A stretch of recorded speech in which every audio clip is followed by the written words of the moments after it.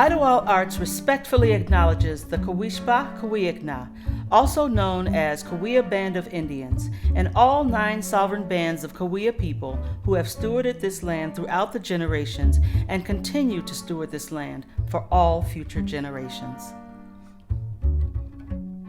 Idyllwild Arts Foundation is proud to present One World, One Idyllwild, the series. In conversation with Pamela Jordan, the series brings together thought leaders, creatives, influencers, and changemakers, highlighting the work of citizen artists whose careers and lives have been shaped by the transformative power of art. Have the courage to lead. The best thing that ever happened to me was the Northridge earthquake. Artists throughout the world, we are the speakers of truth. We are the most authentic expression of the day, of the times.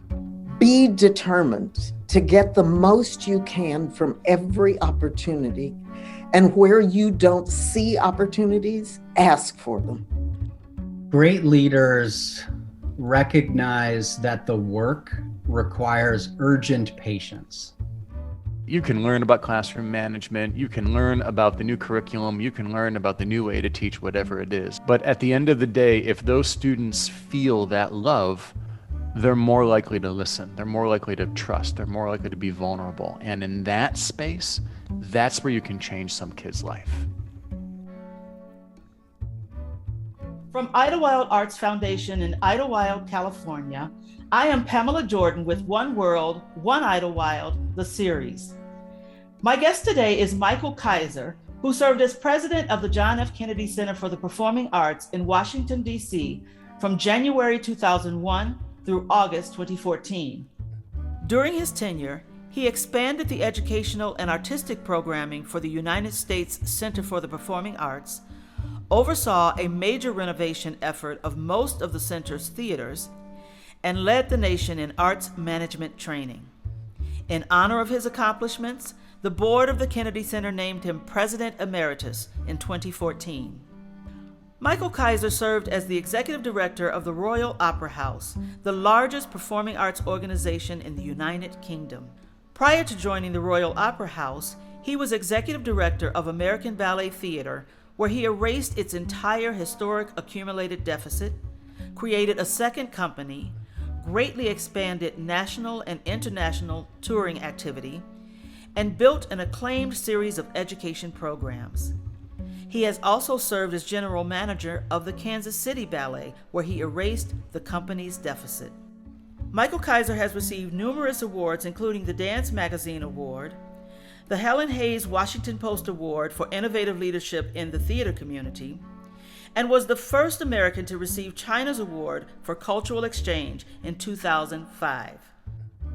Michael Kaiser received his master's degree in management from the MIT Sloan School of Management and his bachelor's degree in economics, magna cum laude, from Brandeis University. He has been an adjunct professor of arts administration at New York University and a lecturer at the University of the Witwatersrand in Johannesburg. He holds honorary doctorate degrees from Georgetown University and the University of Missouri-Kansas City. Michael Kaiser, thank you so much for speaking with me today. It is a real pleasure. It's a pleasure for me as well. Thank you. Now, in full disclosure, you have worked with Idyllwild Arts on strategic planning and board development and more, which of course makes me even more excited about speaking with you today. I've been working in art schools for over 30 years, and I treasure the passion of the young artists who find their way to Idyllwild Arts. Everyone has a story about their transformational experience when they fell in love with music or art.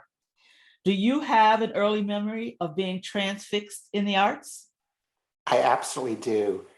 I was fortunate enough to have a grandfather who was a professional violinist in the New York Philharmonic Orchestra.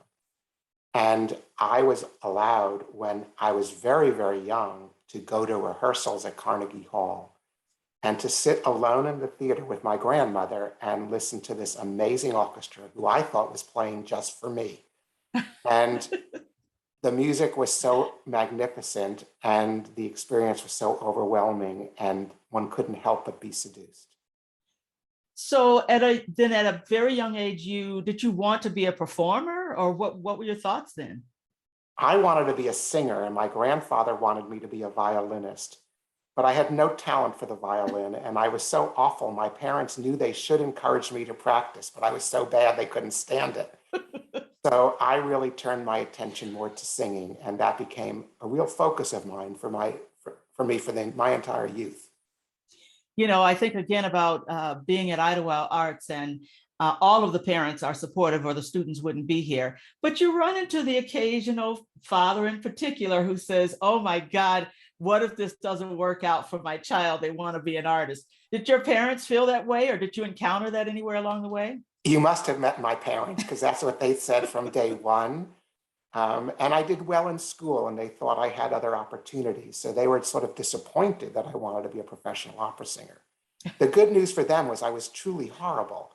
So after I got through high school, I realized I just wasn't good enough. And so I changed my focus. Well, so that's interesting. That brings me to, after college, I believe it was after college, correct me if I'm wrong, you started a consulting firm. And I believe when you started, you worked with for-profit companies. And then somewhere along the line, you shift your focus to not-for-profit institutions. Tell me a little bit about that and why you made the switch. Sure. I knew, even when I was in college, that I wanted to work with arts organizations, but there was no career back then called arts management. That wasn't something you could be. You fell into it if you were lucky enough. So I thought what I would have to do is rather enter into the corporate world. So I worked on Wall Street, and I did all the normal things. And I eventually started my consulting business for corporations that was pretty successful and still operates today. But I realized after a few years that it really wasn't what I wanted to do for my whole life. And I was asked to be on the board of the Washington Opera in Washington, D.C., where my business was located. And I was put on the board of this opera company, and I was the worst board member in the history of the world because I really wanted to run the place, which is not what the board's job is. And the head of the opera company was very polite and very kind and very exasperated with me. But what I realized was I had to get off the board, sell my business, and find a job in the arts. And that's exactly what I did. That's so interesting. You're absolutely right. Even when I think about working in arts administration in a school, of course, there aren't as many arts schools as there should be in our nation. And when you think about that, there, of course, are very few people who have led them. And you do carve out that path in a very unique way. You served as president of the Kennedy Center for the Performing Arts. And prior to that, you led a number of arts organizations, including Royal Opera House, American Ballet Theater, and Alvin Ailey American Dance Theater Foundation, to name just a few of them. Is there anything that these organizations had in common that drew you to them? Because I would imagine everybody wanted you, and you also saw many opportunities that you would like to do, but you were drawn to those organizations in particular. Right. The three you just mentioned had one thing in common, which was they were all about to be bankrupt. And that actually was what I developed as a specialty. My first job running an arts organization was running the Kansas City Ballet, which also was about to be bankrupt. I didn't take the job for that reason, but I figured out a way to make it healthy. And so that became my calling card. And so then I went to Alvin Ailey, which was amazing. And then I went to ABT, which was amazing. And then I went to the Royal Opera House, which was truly amazing. And in each case, my job was to make them financially healthy. They all had been through periods of deep distress. But that wasn't a deterrent. As you looked at it, did you learn about it before that was you the took joy. the job? No, I knew that. That was what was exciting, was how do you take this great organization? All three organizations you mentioned are amazing arts organizations with great artists and great importance to the communities they serve. So it was important they not go away. And so my challenge was, how do I make them healthy? And no, that was not at all a deterrent. That was actually something that encouraged me to want to have the job. But none of them wanted me. I had to apply and work really hard to get all three of those jobs. No one was begging me to come. That really brings me to, I can see your passion for arts management. You started writing at a pretty early in your career, and you've penned 8 books since 1981, 6 of which I believe are focused on arts management. What are some of the fundamental challenges that struggling arts organizations find themselves facing? Sure. Let me start by saying the reason I wrote the books was not just because I wanted to write, was because, again, when I entered this field, it wasn't a field. There were a few books out there, and there were some real experts who were in the field, but there was no training available. There was nothing to read. And so I entered this writing business, if you will, and started teaching arts management pretty early because I felt we needed to really codify the laws and the rules of what made health in the arts. And I didn't think it was well known then. And that's what I learned by running troubled organizations, is what did you have to do to be healthy? And for a lot of organizations, they get sick because they don't understand that what drives people to support them is really good programming and really good marketing. And if you do really good work, and if you tell everyone around it, you'll sell your tickets and you'll raise your money. But most organizations, particularly when they're financially unsound, the first things they cut from their budgets are programming and marketing. Well, when you cut those, you cut the very reason people support you, and you get sicker. And so many organizations I've observed and the ones I've worked with got sicker over time because they made the wrong choices about where to invest the scarce resources they had. You know, building on that, I think in particular about your book, The Art of the Turnaround. I remember reading that as a pretty young administrator. And particularly, I believe you wrote that right around the time of the recession, of the economic recession. What did you want leaders to get from that book in particular? Because many arts organizations at that time were really reeling due to the recession. Yeah, I think if I have to summarize it in one sentence, it would be I wanted to give people hope that there's a very thin line between sickness and health in the arts, because no one lends us very much money, so we can't get into huge debt. And so you can get healthy if you do it exactly right. And I wanted people to read stories of the organizations I turned around and hear about how I'd done it, because I felt that that might give them the hope to do so as well, and not to prematurely shut down organizations because they were going through a bad time.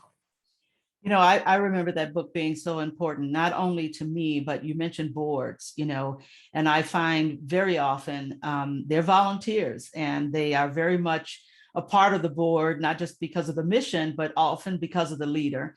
And I remember such clarity and wonderful examples in The Art of the Turnaround that was good for my entire institution. And I felt there was a turn, there was a change in my relationship with the board and the work that we did after that. Thanks. You know, almost nobody's training board members. They come onto boards filled with passion and generosity of spirit and oftentimes resources, but no one's teaching them what really makes success. And we're in a weird field in the arts. And so you can't just apply what you know from your bank or from your law firm and say that's going to make the organization healthy. Very often, actually, it's what leads to the problems if board members don't have the knowledge they need to really think about what's really critical for this organization to attain health. I'm really happy to hear you say that. I love governance work. I serve on a number of boards and have, you know, in the last 20 years of my career or so.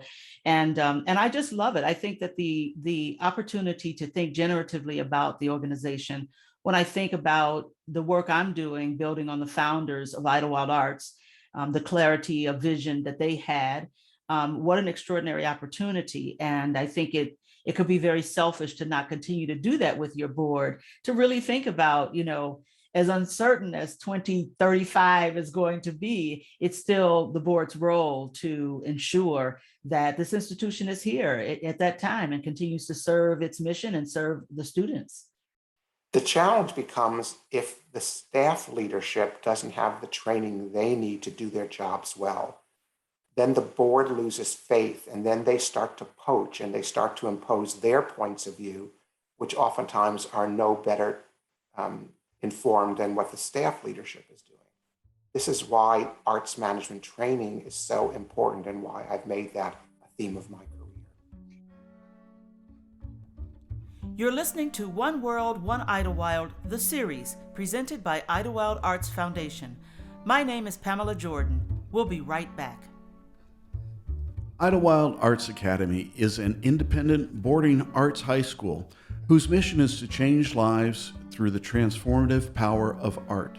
Located just 2 hours inland from Los Angeles and San Diego and 1 hour from Palm Springs, the school sits on 205 acres of forested land in the San Jacinto Mountains. Academy students receive a challenging college preparatory academic curriculum while engaging in pre-professional training in their chosen arts discipline. The school is also home to its world-renowned summer program that serves children starting at age 5 through adults age 95. Idyllwild Arts believes that art is the greatest teacher of humanity and that the practice of creativity, no matter the ultimate expression, hones each individual's desire and ability to craft global change.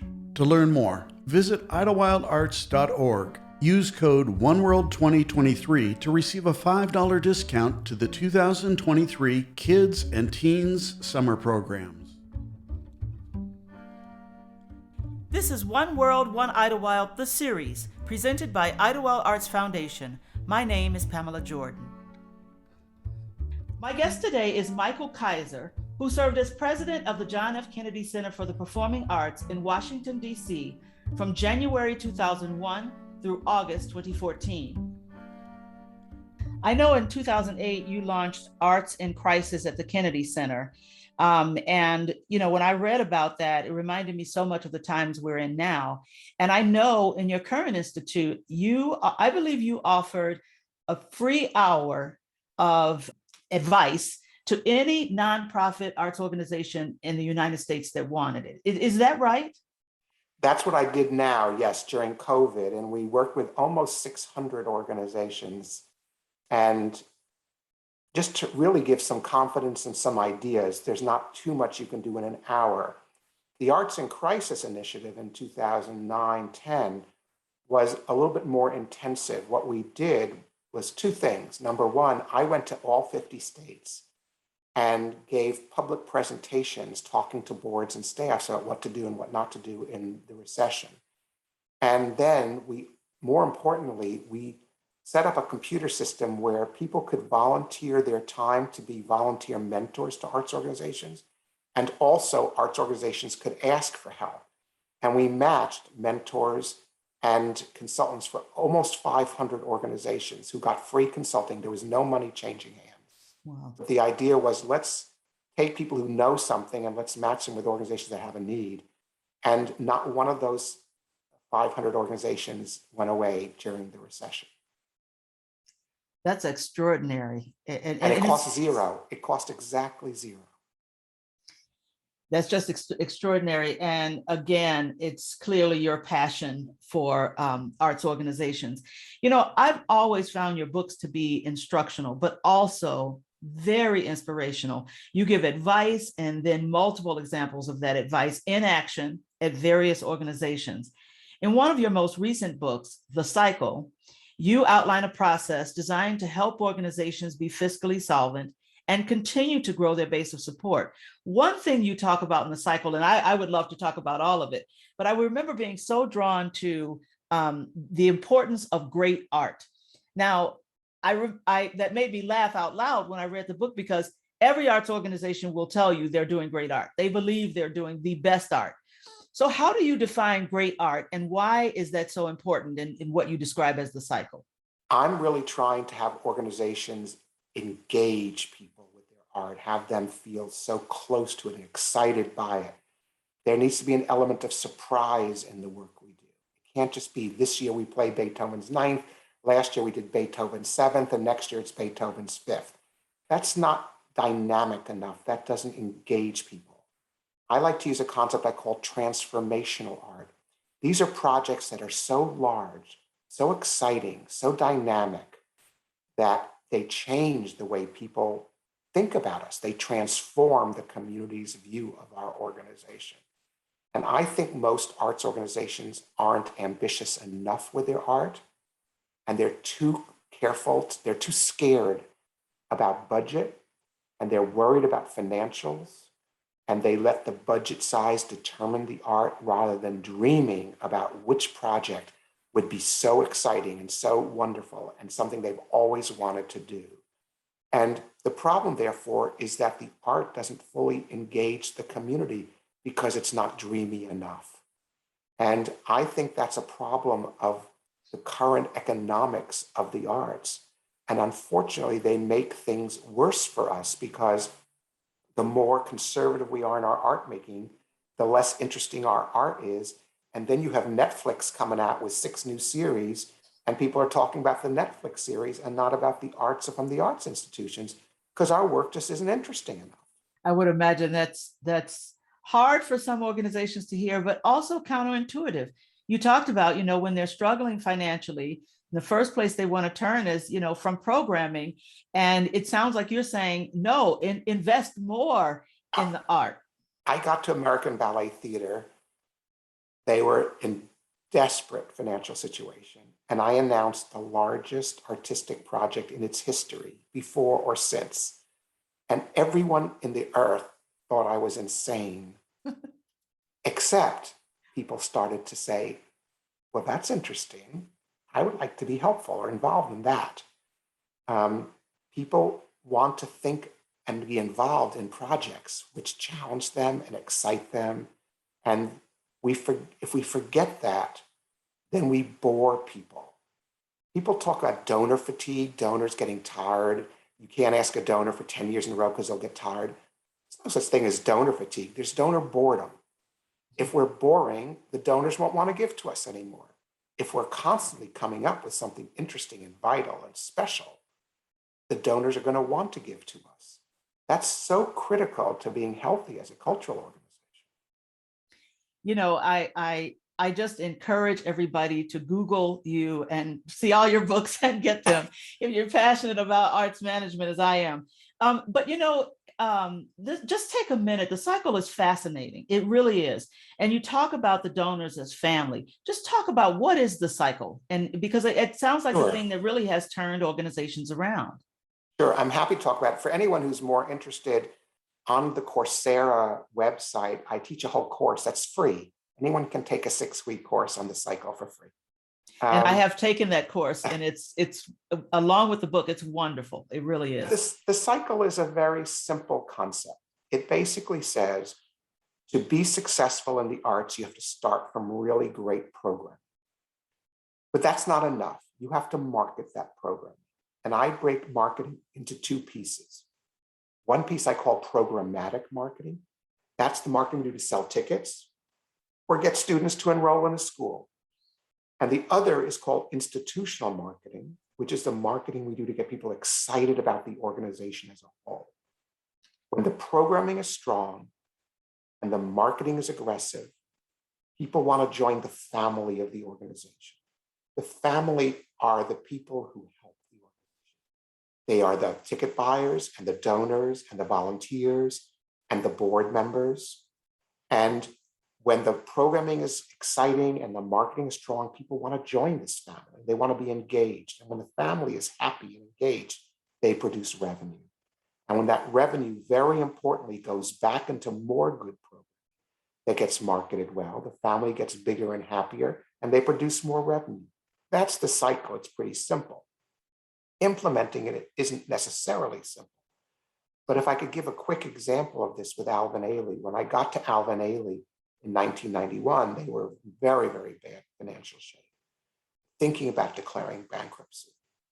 And everyone said to me at the organization, why are we so sick? We're so famous. Everyone knows Alvin Ailey. Everyone's heard of us. And then shortly after I arrived, the author Alex Haley died, the author of the book Roots. And we got thousands of letters of condolence because people thought Alex Haley was Alvin Ailey, which told me we weren't quite as famous as we thought we were. And so I had to put in place an institutional marketing effort that made people understand the great programming we did and that we didn't write Roots.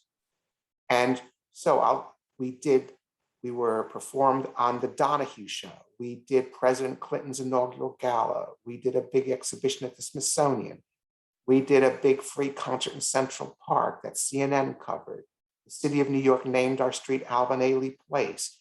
We published books about the company. We did a big gala with Jesse Norman and Al Jarreau and Dionne Warwick and Maya Angelou and Anna Devere Smith and Denzel Washington. For that year, this was all over 1 year. During that year, everywhere you saw in New York, there was Ailey doing something really exciting.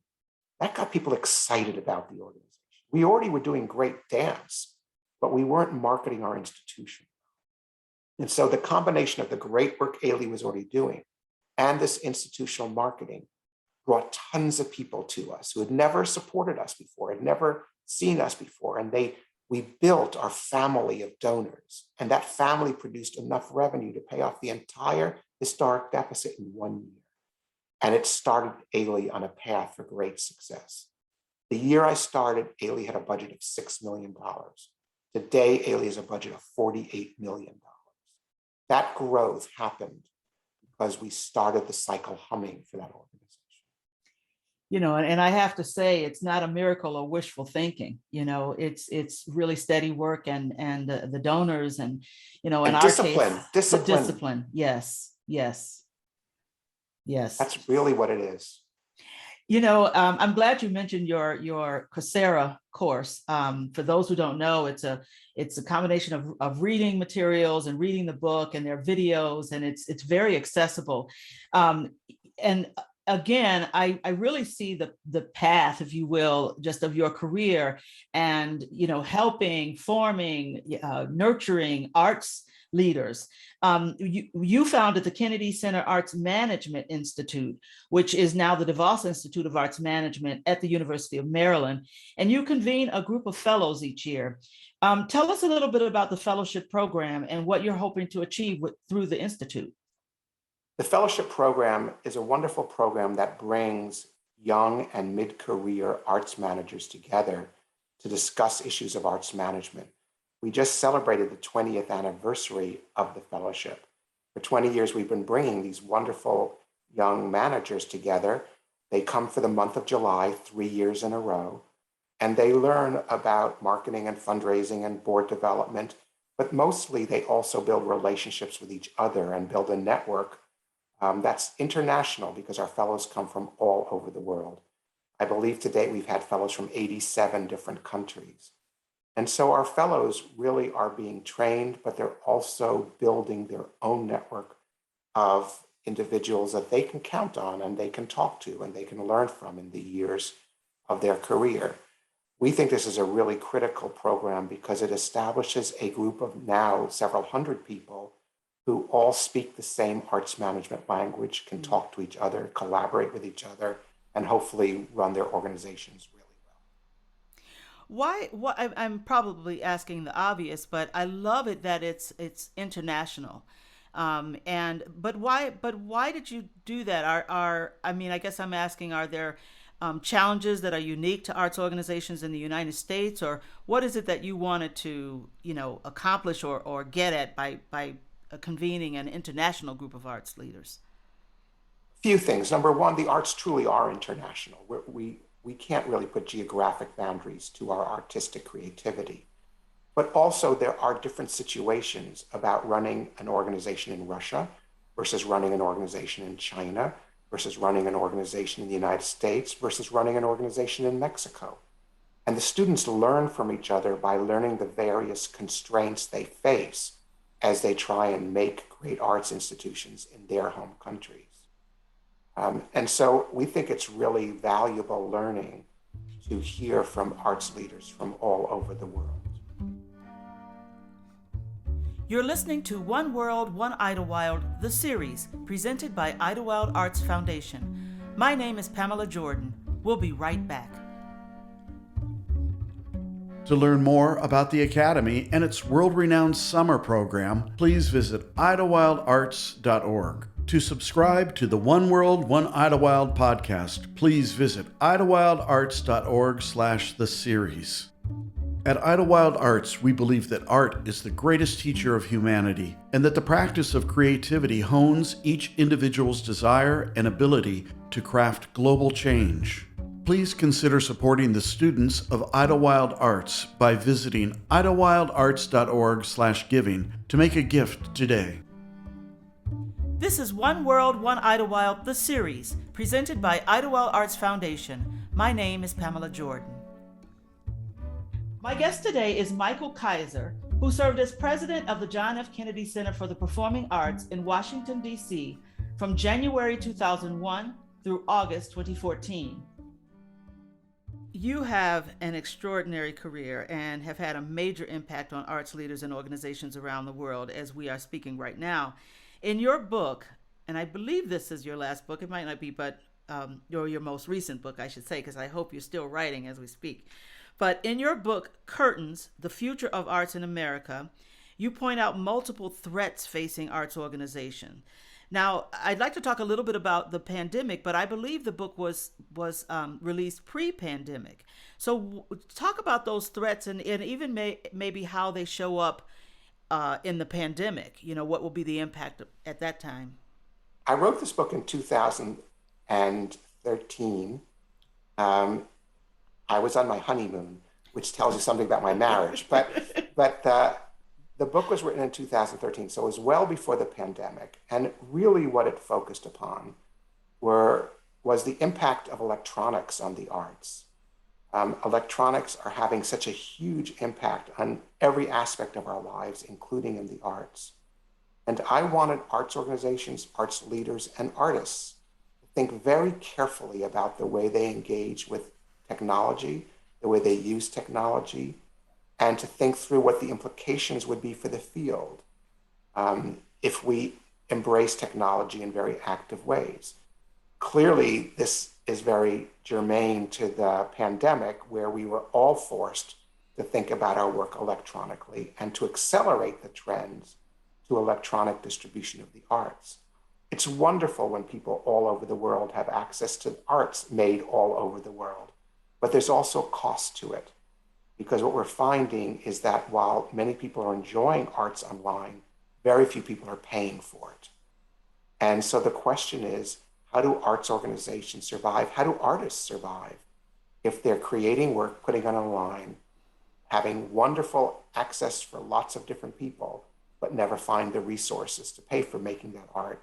How do we survive as a field? Do you have an answer?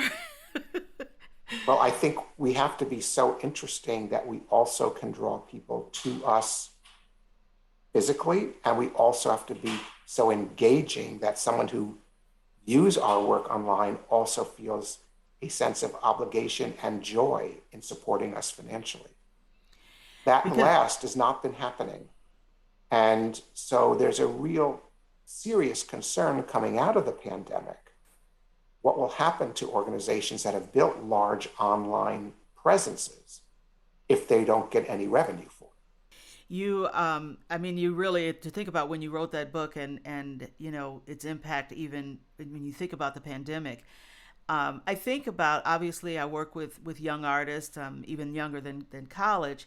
And I think about how different their world is in terms of how they create music or art and promote it, and what's available to them. So it really is, it's a question to wrestle with. But I guess I also would like to know what you think about building young audiences with arts organizations, right? How do they sort of, maybe it's not balancing these two, but it feels like it is sort of like subtitles that came into the opera.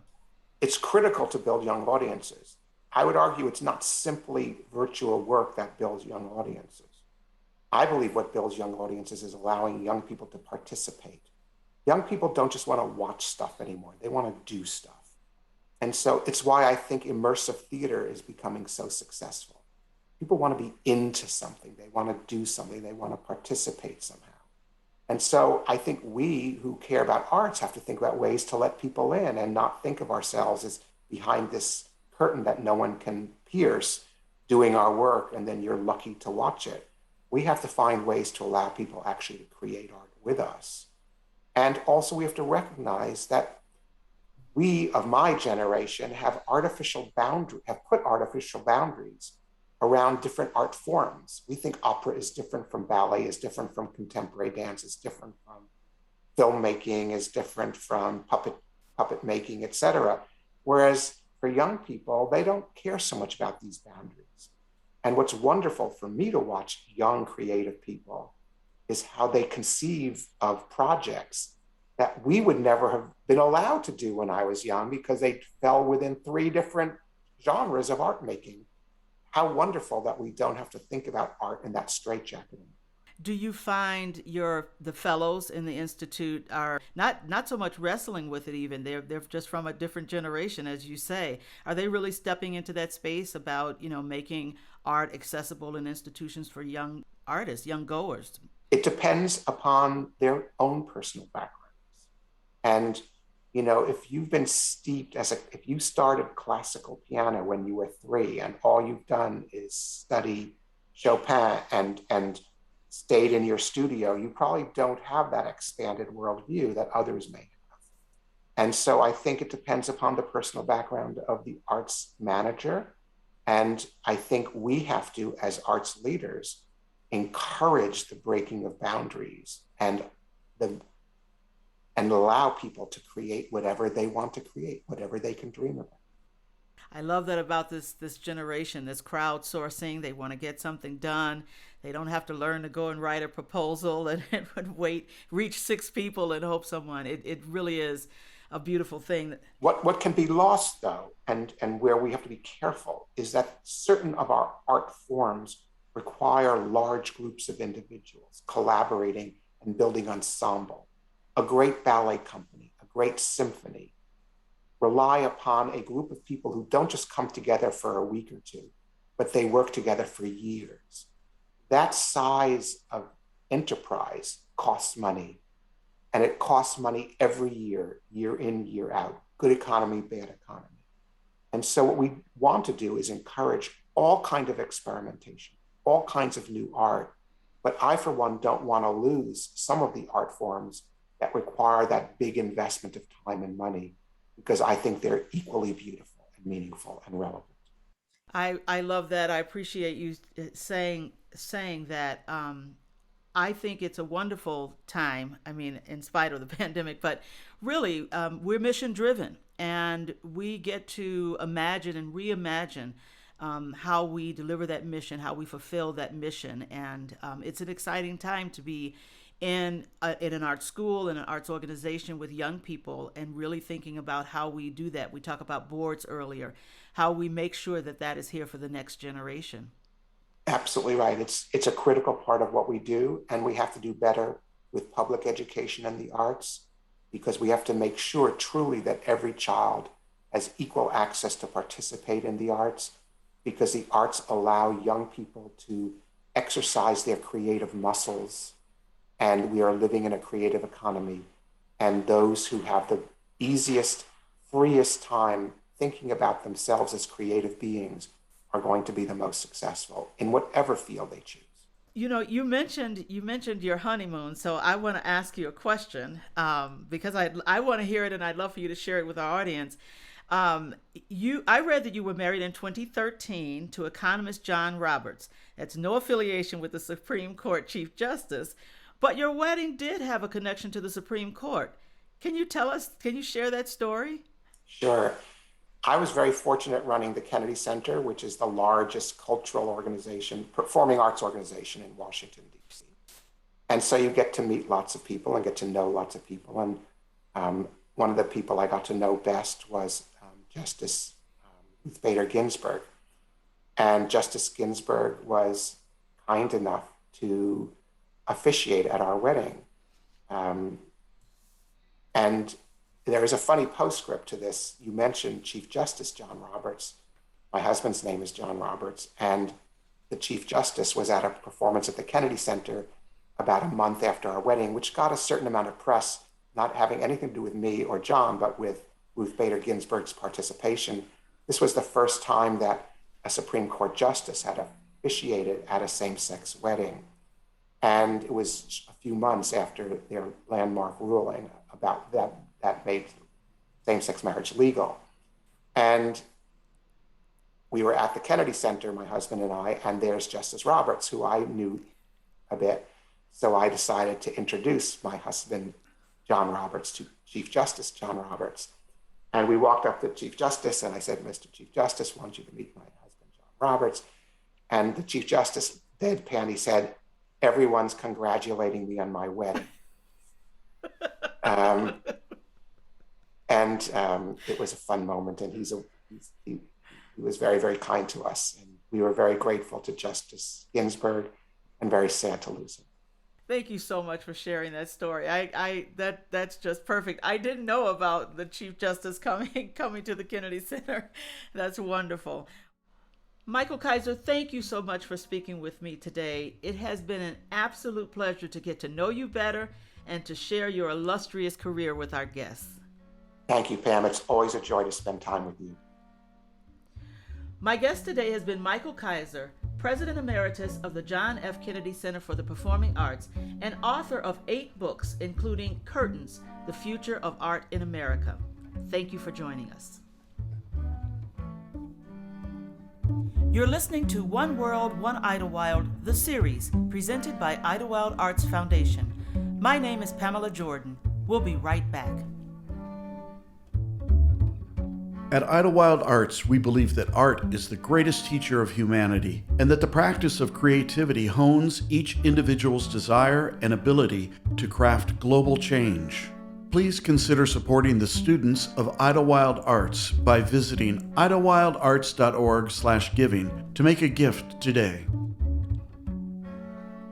From Idyllwild Arts Foundation in Idyllwild, California, I am Pamela Jordan with One World, One Idyllwild, the series.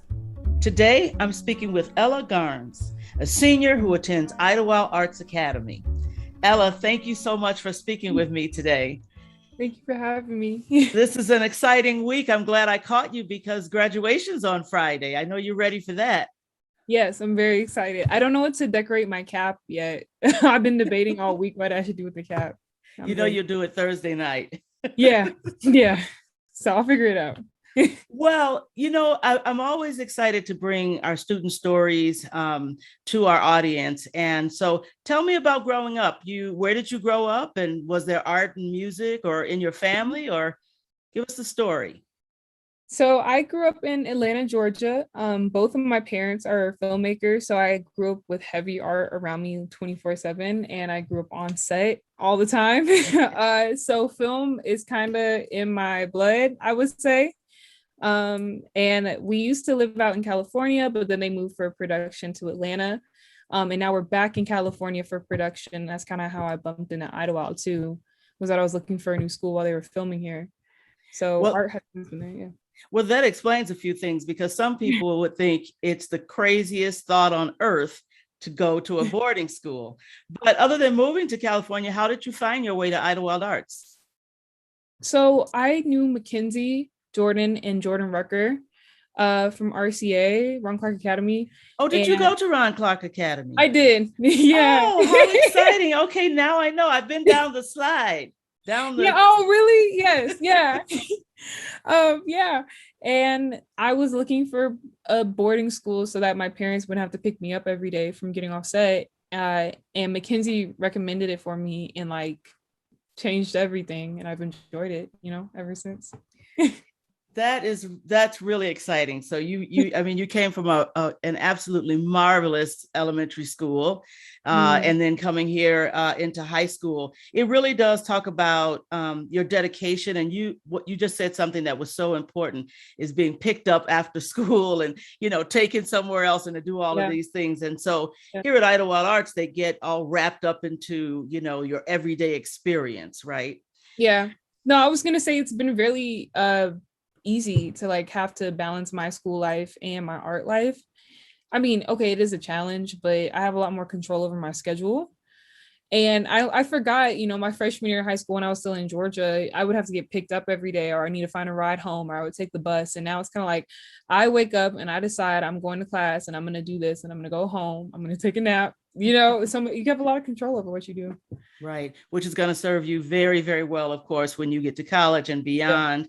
Yeah. Definitely. Filmmaking, one thing I've learned being associated both with Idyllwild Arts and around the arts so long, there's so many different aspects to filmmaking. And so what does this program, how do you learn about all the different aspects? And is there one aspect of filmmaking that you particularly like? Yeah. So the classes are pretty much broken up that you can get your foot in pretty much every department of film. You come in, you'll take like a base screenwriting class, a base production and art class, producing and cinematography. And then from there, the teachers will basically monitor you. And even though you'll go up in the courses as you get older in the year, you'll notice that certain teachers will tend to mentor you a little bit more as they get to know you. So I'm really into producing. I'm going into college I want to study producing and a little bit of like set design. So Catalina is like my favorite. Okay, I can't say favorite faculty. I don't think that's right of me to say. But like she's like my go-to person every time I'm up in the soundstage to get advice from, because she is like the OG producer in our department, in my opinion, and she gives out the best advice when I need it, and has really like helped me throughout my time here.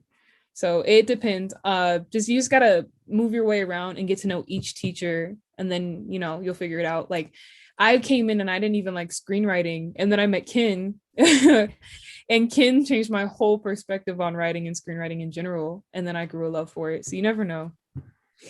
And where are you going in the fall? How are you going to continue in filmmaking, or where are you going to school in the fall? Yes, I'm going to Columbia College, Chicago in the fall for BFA in film and television.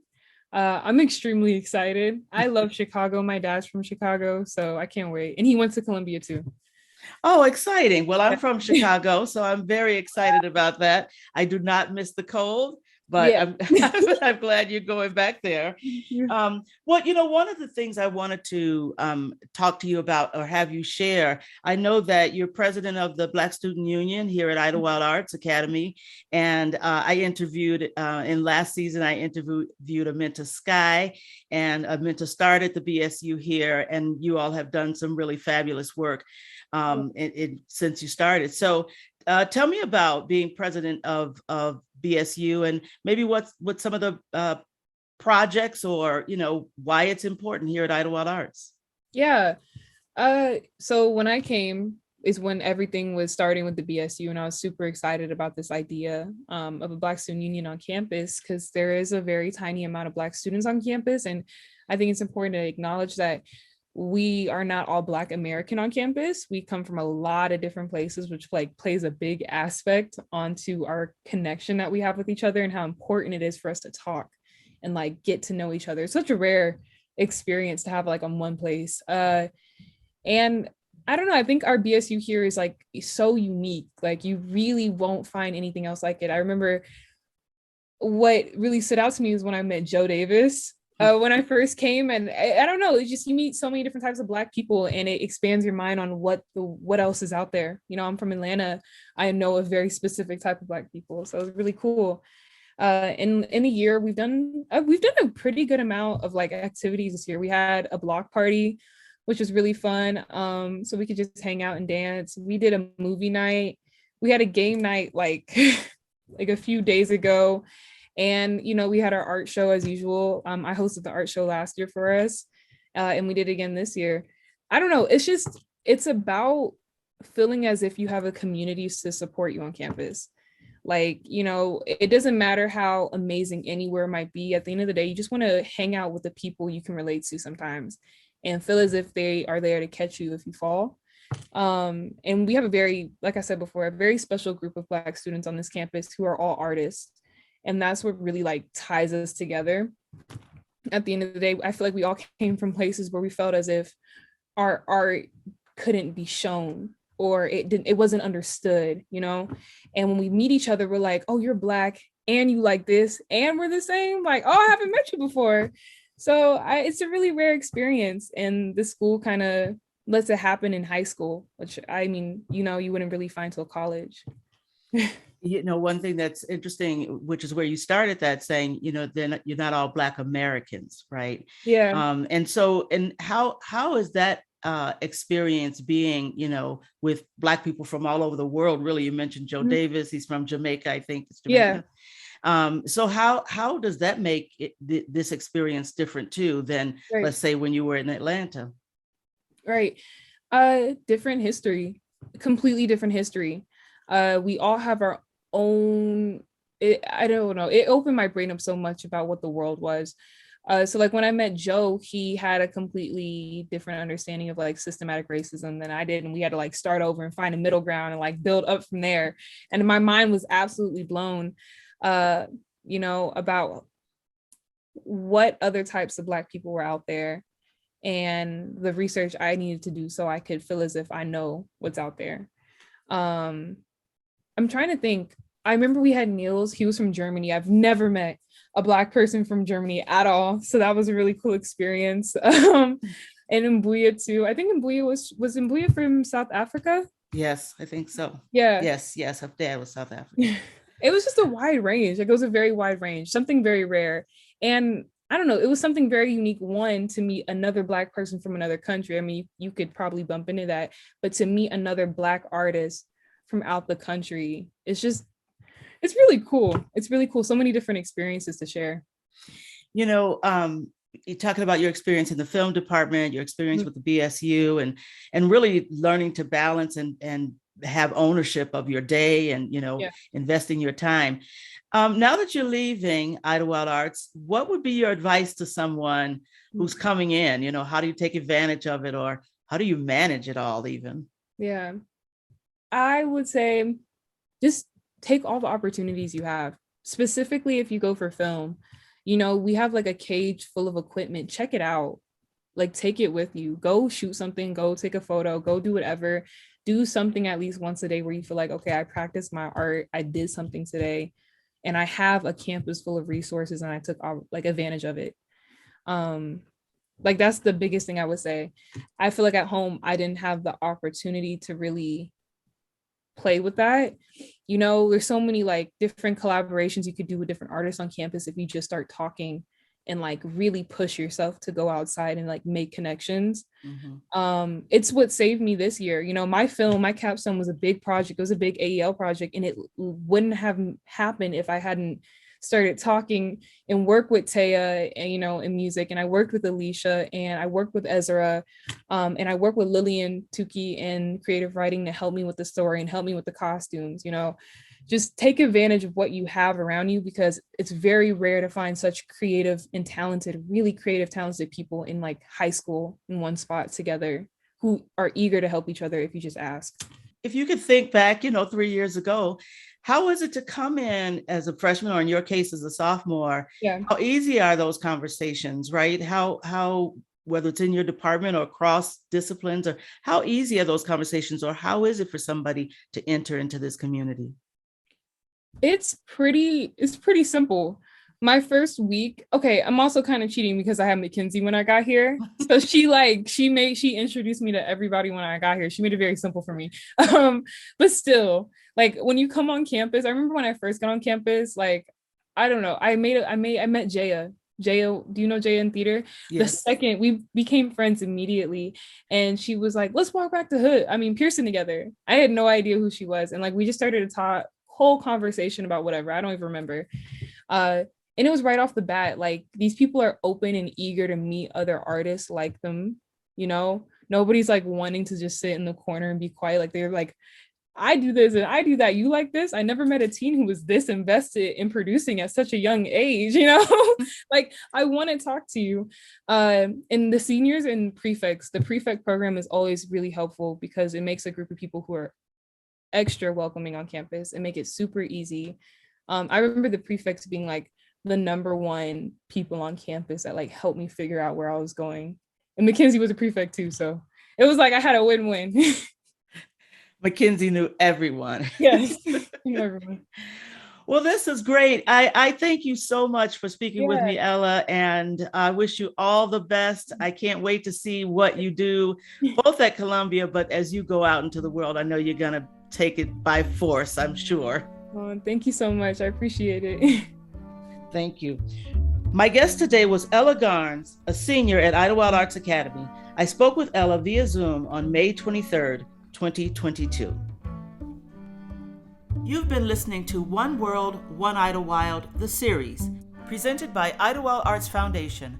We at Idyllwild Arts have always believed that art is the greatest teacher of humanity. We continue to believe that the practice of creativity hones a person's desire and ability to affect global change. My name is Pamela Jordan. Thank you for listening to One World, One Idyllwild, the series, a creation and production of Idyllwild Arts Foundation. Executive producer, Pamela Jordan. Directed and produced by Rose Colella. Edited, engineered, and mastered by Justin Holmes. Graphic design by Mark Biley. Marketing and publicity by Dana Albright, Molly Maple, and Alice Metcalf. Marketing assistance by Rose Colella. Production and research assistance by Keith Miller. Creative consultation by Palencia Turner. Technical support, John Lawrence, Michael Quick, and Tom Wadbrook. Our theme song is Beaconing, composed and performed by the incomparable Marshall Hawkins. Pamela Jordan was appointed president of Idyllwild Arts Foundation in 2014. Prior to this position, she held the distinction of being the first female and first African American head of school of the Chicago Academy for the Arts, a position she held for 12 years. She currently serves on the boards of the California Association of Independent Schools, the Association of Boarding Schools, and Art Schools Network. Pamela is also a member of the Global Education Advisory Council for Shanghai Hauer Collegiate School, Kushan. One World, One Idyllwild, the series is a production of Idyllwild Arts Foundation. Any use of materials, including reproduction, modification, distribution, or republication without the prior written consent of Idyllwild Arts Foundation is strictly prohibited.